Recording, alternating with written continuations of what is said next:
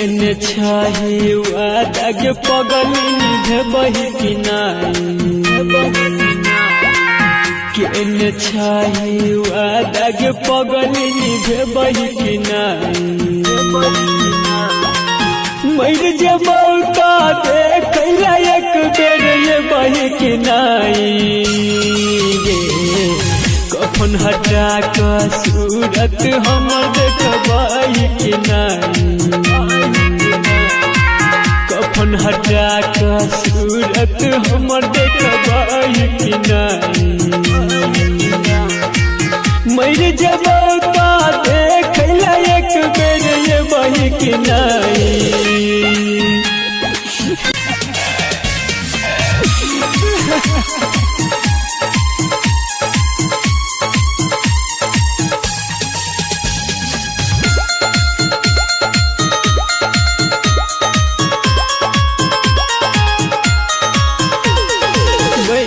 केला से अरे पे तोहर लेटल रहतो दीवाना गे बहन केला से अरे पे तोहर लेटल रहतो दीवाना गे कन में जब हंसतो दुनिया देख तो ई जमाना गे हमरा लाश पाम के पलक बही कि नाई मर जबौ तो देखला एक बेर ये बही कि नाई गे केने छाही वादाग पगली निभबही कि नाई। आप सुन रहे हैं संदीप सुमन को।